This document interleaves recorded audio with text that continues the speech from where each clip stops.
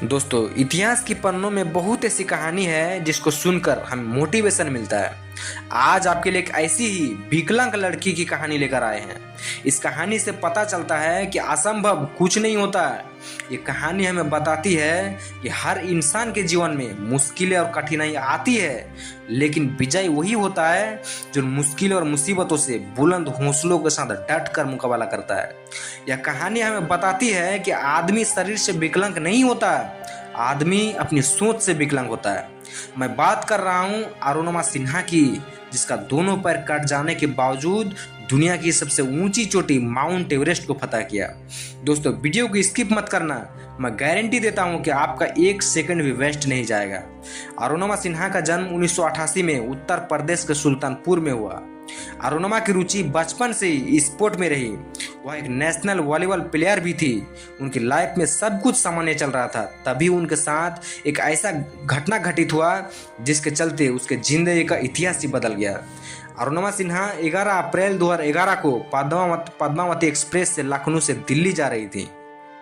रात के लगभग 1 बजे कुछ शातिर अपराधी ट्रेन के डिब्बों में दाखिल हो गए और अरुणिमा सिन्हा को अकेला देखकर गले का चैन छीनने का प्रयास करने लगे, जिसका विरोध अरुणिमा सिन्हा ने किया तो उन शातिर चोरों ने अरुणिमा को चलती हुई ट्रेन में बरेली के पास बाहर फेंक दिया, जिसकी वजह से अरुणिमा का बायां पैर पटरियों के बीच में आ जाने के कारण कट गया। पूरी रात अरुणिमा सिन्हा उस कटे हुए पैर के साथ चीखती चिल्लाती रही।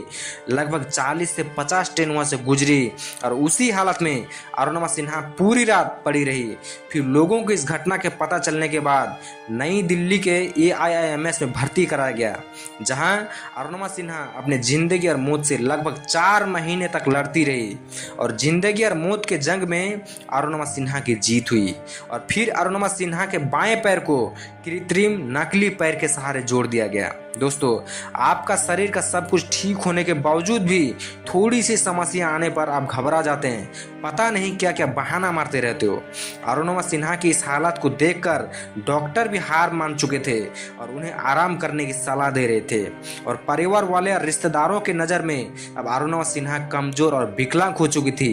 लेकिन ताज्जुब की बात यह है कि अरुणिमा सिन्हा ने अपने हौसलों में कोई कमी नहीं आने दी, और क्योंकि अरुणिमा सिन्हा किसी के आगे खुद को बेबस और लाचार घोषित नहीं करना चाहती थी।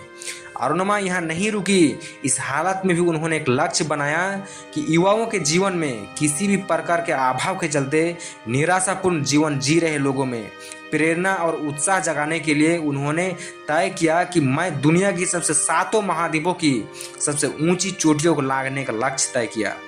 और यह काम इतना खतरनाक है कि इन जगहों पर 99% लोगों की मौत हो जाती है। लेकिन अरुणिमा एक विकलांग लड़की होने के बावजूद अब तक अफ्रीका की किलिमंजारो और यूरोप की एल्ब्रुस चोटी पर तिरंगा लहरा चुकी है।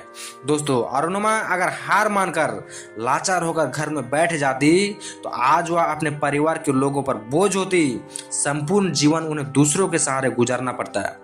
एक पैर नहीं होने के बावजूद उन्होंने दुनिया की सबसे ऊंची चोटी, जिसकी ऊंचाई 29,028 फीट माउंट एवरेस्ट को शिखर का झंडा लहराकर दुनिया को चौंका दिया। दोस्तों, अरुणिमा ने साबित कर दिया कि अगर इंसान सच्चे दिल से चाहे तो क्या कुछ नहीं कर सकता, चाहे वह औरत हो या मर्द या फिर कोई विकलांग। दोस्तों, मंजिल तो मिल ही जाएगी भटकते हुए सही, लेकिन गुमराह तो वो है जो घर से निकले ही नहीं।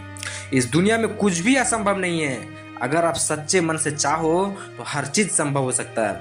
अरुणिमा सिन्हा कहती है कि अभी तो इस बाज की असली उड़ान बाकी है, अभी तो इस परिंदे का इम्तिहान बाकी है, अभी अभी तो मैंने लांघा समुंदरों को, अभी तो पूरा आसमान बाकी है। दोस्तों, अगर वीडियो अच्छा लगा हो तो लाइक करें, शेयर करें और चैनल को सब्सक्राइब जरूर करें। मिलते हैं धाकड़ मोटिवेशन के साथ, तब तक के लिए धन्यवाद।